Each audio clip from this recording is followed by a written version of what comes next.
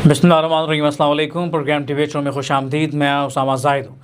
नाज़रीन, इस वक्त बड़ी अहम ख़बर है कि इमरान ख़ान को शिफा इंटरनेशनल हॉस्पिटल मुंतकिल करने की तैयारियाँ हो रही हैं और ये खुशाइंद है और मैं ये समझता हूँ कि पाकिस्तान की पॉलिटिकल सिचुएशन में बेहतरी के लिए एक अहम कदम है जो कि उठाया गया है और तमाम पॉलिटिकल पार्टियों की जानिब से अदालती फ़ैसले का खैर मकदम किया गया है और इसको सराहा जा रहा है।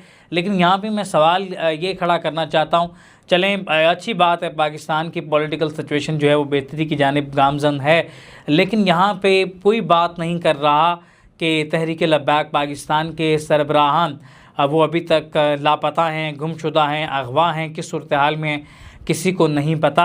जब आप पाकिस्तान की दीगर पॉलिटिकल सिचुएशन को कूल डाउन करने के लिए कोशा हैं तो आपको ये चाहिए कि आप मुकम्मल तौर पे पाकिस्तान के पॉलिटिकल सिचुएशन को संभालने की कोशिश करें। इमरान ख़ान को आप जेल से निकाल के शिफा इंटरनेशनल हॉस्पिटल को सब जेल करार देते हो वहाँ पे मुंतकिल कर रहे हैं। 2-4 माह में ख़बर आ जाएगी वो बनी गाला मुंतकिल हो गए हैं, फिर 2-4 माह में हो सकता है कि उनको रिलीफ भी मिल जाए। सूरत हाल ऐसी ही होती है, तरीके के साथ जो है वो हालात ठंडे किए जाते हैं। लेकिन क्या मसला है, क्या वजूहात है, कौन से ऐसे अवामिल हैं जो नहीं चाहते कि जो है वो पॉलिटिकल सिचुएशन यहाँ पे भी कूल डाउन हो जाए। जो तहरीक लब्बैक पाकिस्तान के साथ हुआ है, जो तहरीक लब्बैक पाकिस्तान के सरबराहान गायब हैं उनके साथ भी शफ़क़त फरमाई जाए। क्योंकि अगर पीटीआई ने 27 सितंबर को लॉन्ग मार्च की कॉल दी है तो तहरीक लब्बैक पाकिस्तान इससे ज़्यादा मास्टर है इसमें। लॉन्ग मार्च निकालना, एहतजाज करना, पीटीआई तो कुछ भी नहीं है टीएलपी के सामने। तो टीएलपी को कंसीडर करना चाहिए अगर आप पॉलिटिकल सिचुएशन को जो है वो बेहतरी की तरफ लेकर आना चाहते हैं। चूँकि मुसलसल हम बात करते आए हमारे प्रोग्राम्स में, आप मुसलसल मैं और असद गाई साहब इस पर मुसलसल एक जुमले पे हम सारा प्रोग्राम कर देते हैं कि जब तक सियासी इस्तेहकाम नहीं आएगा मुआशी इस्तेहकाम नहीं आ सकता। तो जो एक महंगाई का तूफ़ान बरपा है, जो एक तूफ़ान आप ले के चल रहे हैं, आम आदमी के पास रोटी खाने के पैसे नहीं हैं और दूसरा नौजवान हमारे बेरोज़गार घूम रहे हैं और ऐसे कोई चांसेस मुल्क में नजर, किसी के पास थोड़ा सा चांस भी आता है वो मुल्क से भागने की कोशिश करता है। ये सूरत हाल पैदा हो चुकी है। अगर आप पॉलिटिकल सिचुएशन को वाकई बेहतरी की तरफ ला के मुआशी इस्तेहकाम लाना चाहते हैं तो मुकम्मल तौर पे देखना पड़ेगा पाकिस्तान की सबसे बड़ी मजहबी सियासी जमात तहरीक लब्बैक पाकिस्तान के सरबराहान को भी बाजियाब जो है वो करवाएं और अदालतों में पेश करें, कम अज़ कम अदालतों के सामने हो।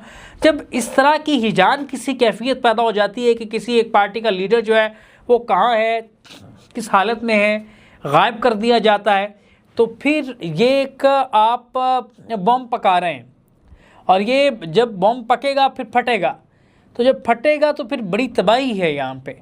तो आप कम से कम मैं ये समझता हूँ कि जो फ़ैसला साज हैं उनको थोड़ा सा लेट डाउन होना पड़ेगा, यहाँ पे थोड़ी सी यहाँ पे स्पेस पैदा करनी पड़ेगी ताकि पाकिस्तान की पॉलिटिकल सिचुएशन में बेहतरी आए। सूबों के हवाले से दो जमातें पीटीआई और टीएलपी, इन्होंने सूबों के हक़ में वोट दिया। तमाम बाकी जिनको जो इक़्तिदार में बैठे हुए हैं वो तो सूबों के वैसे मुखालिफ हैं। जो मुक़्तदरा सूबों की बात कर रहे हैं, टीएलपी और पीटीआई दो ही तो जमातें जो उसको सपोर्ट कर रही हैं कि सूबे बनने चाहिए।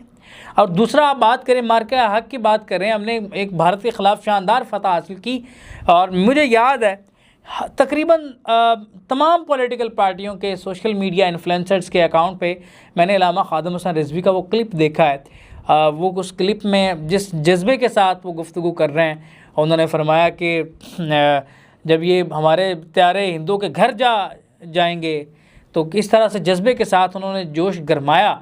उसने सोने पे सुहागा था वो, जिस तरह से बयानिया की जीत हुई, आवाम उनके क्लिप शेयर कर रही थी। तमाम मैंने तो जितने अकाउंट देखे उस वक्त सोशल मीडिया पे, वहाँ पे वो क्लिप जो है वो शेयर किया गया था, बिलियंस व्यूज़ थे उस क्लिप पे। तो ये बयानिया की जंग है। तो टीएलपी हमेशा मैंने कहीं देखा है कि उन्होंने हमेशा सिक्योरिटी फोर्सेस को सपोर्ट किया है हर जगह पे, तो उनको भी मौका दें। जब पीटीआई को मौका दिया जा रहा है तो टीएलपी को भी मौका दे दें, इसमें कौन सी ऐसी बड़ी बात हो जाएगी। और एक मजहबी सियासी जमात एक बहुत बड़ा गैप आप जो है उसको फिल करने में कामयाब हो जाएंगे। एक बहुत बड़ी बयानिए की जीत होगी आपकी, और मुआशी इस्तेहकाम लाने के लिए बहुत बड़ी जीत जो है वो आपके पास होगी। मस्जिद बंद करके बैठे हुए हैं, क्या सूरत हाल बनेंगे वहाँ पे, और दरबार जो है वो मिज़ार बंद किया हुआ है।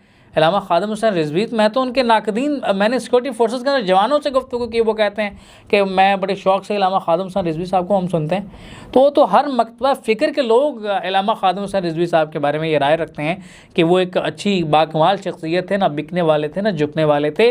उनके नाकदीन ने, राना सनाउल्लाह तक ने बात की कि अल्लामा खादिम हुसैन रिजवी को पैसे की लालच नहीं थी, और वो दिलो जान से अपने एक नज़रिए पर डटे हुए आके फैज़ाबाद बैठे हुए थे। तो कम से कम ऐसी शख्सियत का मिज़ार बंद करना ये समझ से बालातर है। जब उनके नाकदीन कहते हैं कि वो एक कमाल की शख्सियत थे, मक्कत के मुजद्दिद थे, तो कम से कम आपको हालात की बेहतरी के लिए इस तरह के इक़दाम उठाने पड़ेंगे और सूरत हाल में बेहतरी लानी पड़ेगी। बहुत अच्छी बात है, पाकिस्तान तहरीक इंसाफ के जो चेयरमैन हैं इमरान खान, उनको शिफा इंटरनेशनल हॉस्पिटल मुंतकिल किया जा रहा है। उनकी फ़ैमिली से मुलाकात भी होगी। पाकिस्तान के पॉलिटिकल सिचुएशन में मैं बहुत बड़ी अचीवमेंट समझता हूँ कि बहुत एक बड़ा कदम उठाया गया है। कम से कम उनकी सेहत की बेहतरी के हवाले से जो है वो ख़बरें यकीनी तौर पे हमें सुनने में को मिलेंगी, और ये बहुत अच्छा फ़ैसला होगा। इसके इम्पैक्ट बहुत बड़े और बड़े आला पड़ेंगे पाकिस्तान की सियासी सिचुएशन पे। तो यहाँ पे आप जो दीगर एक छोटे छोटे अपनी गैप पैदा किए TLP की सूरत हाल, उसको भी पॉलिटिकल तरीके से मैनेज करने की कोशिश करें, अदालतों के दरवाजे खोल दें। और आज़ाद कश्मीर की ख़ास करके सूरत हाल पे मैं कहना चाहता हूँ कि वो भी एक पॉलिटिकल मसला है, उसको पॉलिटिकल तरीके से आपको मैनेज करना पड़ेगा। अगर आप पॉलिटिकल तरीके से उसको मैनेज करने में कामयाब हो जाते हैं तो ये भी एक बहुत बड़ी जीत हमारी हो सकती है। तो नाज़रीन, ये तमाम सूरत हाल थी जो मैंने आपके सामने रखी है। वक्तन फ़वक्तन इस पर मज़ीद गुफ्तगू होती रहेगी। फ़िलवक्त अपने मेज़बान उसामा ज़ाहिद को दीजिए इजाज़त। अल्लाह ने के बाद।